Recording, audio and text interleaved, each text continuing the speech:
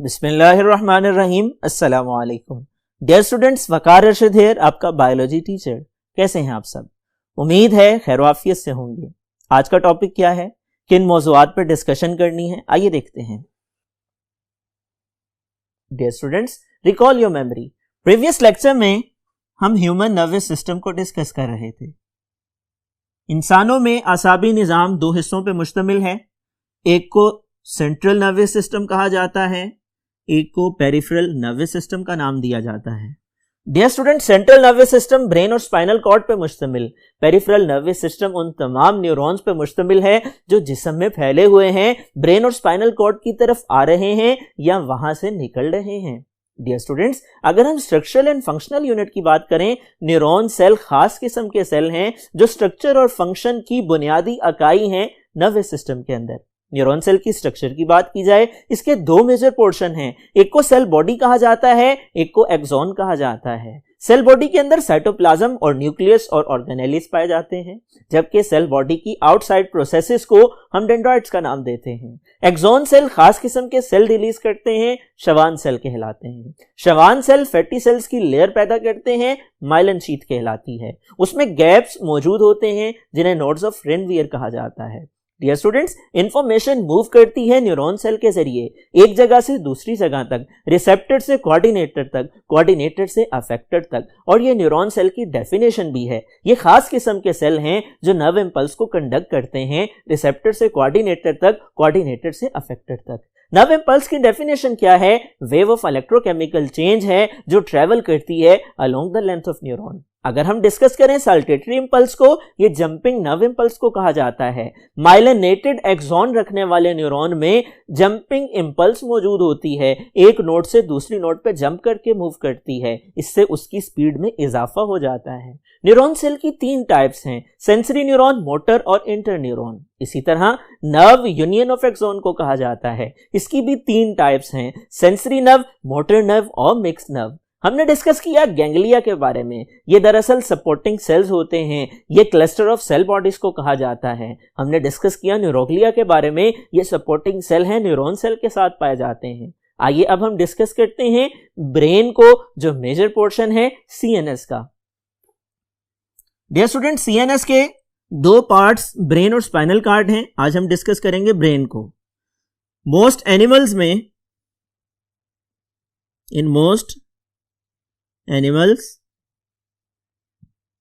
वो एनिमल्स जो कि डेवलप्ड हैं, मोस्ट डेवलप्ड हैं, उनमें ऑल बॉडी फंक्शंस, जिस्म के तमाम काम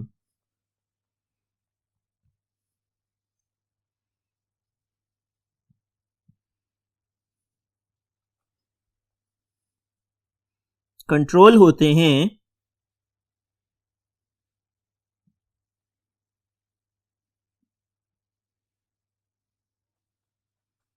बाय ब्रेन। ब्रेन चूंकि कोऑर्डिनेटर है, ज्यादातर एनिमल्स में उनके तमाम बॉडी फंक्शंस को ब्रेन कंट्रोल करता है। ब्रेन कहां पाया जाता है, इसके मेजर पोर्शन कौन से हैं, इसकी स्ट्रक्चर क्या है, आइए डिटेल में डिस्कस कर लेते हैं। डियर स्टूडेंट्स, फर्दर डिटेल्स में ब्रेन की लोकेशन की बात की जाए, ये पाया जाता है inside bony cranium, that is a part of skull. ये खोपड़ी के एक ढांचे में मौजूद होता है जिसको क्रेनियम कहते हैं। डियर स्टूडेंट्स, अगर हम इसकी फर्दर डिटेल्स को देखें तो इसके इर्द गिर्द प्रोटेक्टिव लेयर्स होती हैं,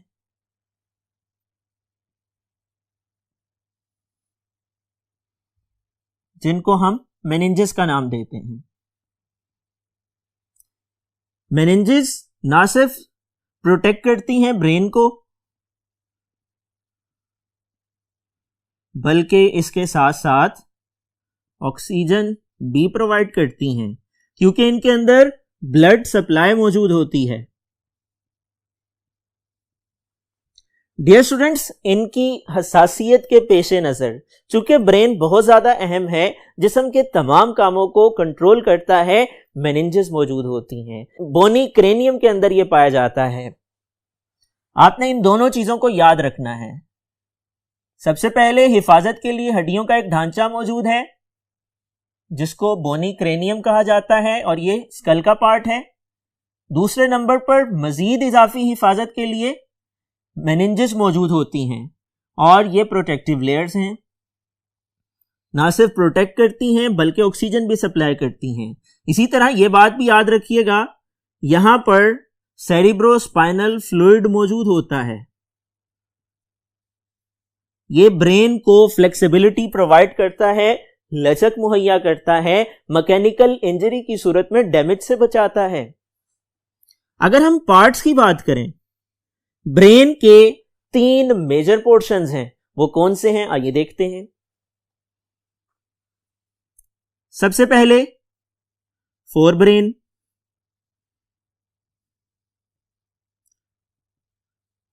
दूसरे नंबर पे मिड ब्रेन और तीसरे नंबर पर हाइंड ब्रेन।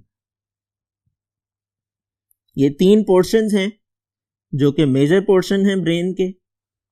सबसे पहले हम डिस्कस करते हैं फोर ब्रेन को।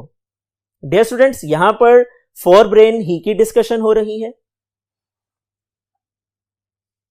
फोर ब्रेन के फर्दर 3 पोर्शन हैं, थैलेमस, हाइपोथैलेमस और सेरिब्रम। फोर ब्रेन के इन तीनों पार्ट्स की डिटेल क्या है ये हम एक एक करके डिस्कस कर लेते हैं।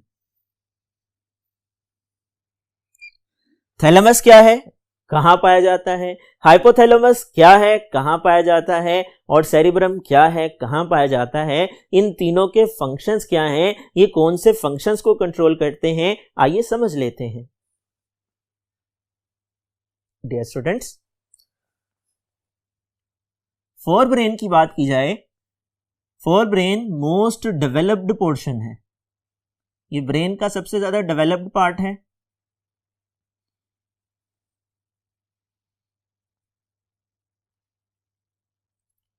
और अगर हम फोर ब्रेन की बात करें तो सबसे पहले थैलेमस, फिर हाइपोथैलेमस और फिर सेरिब्रम को हम डिस्कस करेंगे। फोर ब्रेन की लोकेशन की बात करें, ये ब्रेन में सामने वाला हिस्सा है, सबसे बाहर वाला हिस्सा है। थैलेमस की बात की जाए, थैलेमस फोर ब्रेन में सेरिब्रम के नीचे होता है। फोर ब्रेन का सबसे आउटर पोर्शन सेरिब्रम कहलाता है। सेरिब्रम के बाद थैलेमस है, थैलेमस के बाद हाइपोथैलेमस आता है। थैलेमस की लोकेशन को डिस्कस करने के बाद इसके फंक्शन को देख लीजिए। थैलेमस एक रिले सेंटर का काम करता है। यह राबते का निजाम कायम करता है ब्रेन और स्पाइनल कॉर्ड के दरमियान, ब्रेन और बॉडी पार्ट्स के दरमियान। इसी तरह कॉन्शियसनेस को कंट्रोल करता है, होशो हवास को कंट्रोल करने में मदद देता है। पेन रिसेप्शन, तकलीफ का एहसास दिलाने में भी किरदार अदा करता है। इसी तरह स्लीपिंग एंड अवेकनिंग, सोने और जागने पर असरअंदाज होता है, इन एक्टिविटीज को कंट्रोल करता है। इसके बाद हाइपोथैलेमस। हाइपोथैलेमस की बात की जाए, यह मिड ब्रेन से ऊपर पाया जाता है और थैलेमस से नीचे होता है। इसकी लोकेशन में आप मेंशन कर सकते हैं, it is situated above mid brain and below thalamus. Dear students, इसके फंक्शंस की बात की जाए, पहला अहम काम नर्वस और केमिकल कोऑर्डिनेशन में राब्ता कायम करना है। नर्वस कोऑर्डिनेशन न्यूरॉन के जरिए होती है, केमिकल कोऑर्डिनेशन एंडोक्राइन ग्लैंड्स के जरिए से होती है। नर्वस कोऑर्डिनेशन में न्यूरॉन्स इन्वॉल्व होते हैं, केमिकल कोऑर्डिनेशन में ग्लैंड्स इन्वॉल्व होते हैं, केमिकल्स के जरिए कोऑर्डिनेशन करवाते हैं। डियर स्टूडेंट्स, आइए फर्दर डिटेल्स को देखते हैं।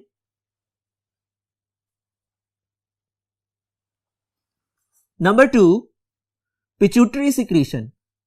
पिट्यूटरी ये ग्लैंड का नाम है और ये ग्लैंड ब्रेन में पाया जाता है। मुख्तलिफ हार्मोन रिलीज करता है, जिस्म के कामों में मदद देता है, जिस्म के फंक्शंस को रेगुलेट करने में किरदार अदा करता है। इस ग्लैंड को स्टिमुलेट करने में, सिक्रीशन रिलीज करने में फोर ब्रेन का ये पार्ट अपना अहम रोल प्ले करता है, जिसको हम हाइपोथैलेमस कहते हैं। इसी तरह मुख्तलिफ किस्म की फीलिंग्स को रियलाइज करवाने में मदद देता है, जैसा कि गुस्सा, खुशी, दुख और तकलीफ। इन फीलिंग्स को रियलाइज करवाने में फोर ब्रेन का ये पोर्शन अपना अहम किरदार अदा करता है, जिसे हम हाइपोथैलेमस कहते हैं। डियर स्टूडेंट्स, इसके बाद जो नेक्स्ट पोर्शन है फोर ब्रेन का, वो सेरिब्रम कहलाता है। सेरिब्रम की डिटेल्स क्या हैं, ये इंशाल्लाह हम नेक्स्ट लेक्चर में डिस्कस करेंगे। मिड ब्रेन की डिटेल क्या है, हाइंड ब्रेन के फर्दर पोर्शन कौन से हैं, उनके फंक्शंस क्या हैं, ये आने वाले लेक्चर में हमारा मौजू होगा। आज हमने डिस्कस किया ब्रेन को, उसकी लोकेशन को, उसके मेजर पोर्शंस को और फोर ब्रेन को। हमने डिस्कस किया फोर ब्रेन के टू फर्दर पार्ट्स को, हमने थैलेमस और हाइपोथैलेमस को डिस्कस किया। आपसे शॉर्ट क्वेश्चंस पूछे जा सकते हैं बोनी क्रेनियम के हवाले से, मेनिंजिस के हवाले से, सेरिब्रोस्पाइनल फ्लूइड के हवाले से। इसी तरह मेजर पोर्शन के नाम पूछे जा सकते हैं। फोर ब्रेन, मिड ब्रेन और हाइंड ब्रेन के नाम आपने याद रखने हैं। फोर ब्रेन के मेजर पोर्शन के नाम पूछे जा सकते हैं, थैलेमस, हाइपोथैलेमस, सेरिब्रम आपने याद रखना है। फोर ब्रेन के डिफरेंट पार्ट्स की लोकेशन के बारे में शॉर्ट क्वेश्चन आ सकता है, आपने इनकी लोकेशंस को याद रखना है। इनके फंक्शंस के बारे में शॉर्ट क्वेश्चन आ सकते हैं, आपने इनके फंक्शंस को याद रखना है। और ये फुल फ्लेज लॉन्ग क्वेश्चन भी बन सकता है, right a detailed note on fore brain, आपने इसको भी मेमोराइज करना है। सवाल खा किसी तरह का भी हो, वो शॉर्ट क्वेश्चन की फॉर्म में हो, लॉन्ग क्वेश्चन की सूरत में हो या एमसीक्यू की सूरत में पूछा जाए, अगर आप इस लेक्चर को अच्छी तरह तैयार कर लेते हैं, नोटबुक पे नोट डाउन कर लेते हैं, मुझे उम्मीद है इम्तिहानात में कामयाबी हासिल करने का जरिया बना सकते हैं। डियर स्टूडेंट्स, ये आज का लेक्चर था। मुझे उम्मीद है आप लोगों ने समझ लिया होगा। अगले लेक्चर तक के लिए अपना ख्याल रखिएगा। अल्लाह हाफिज।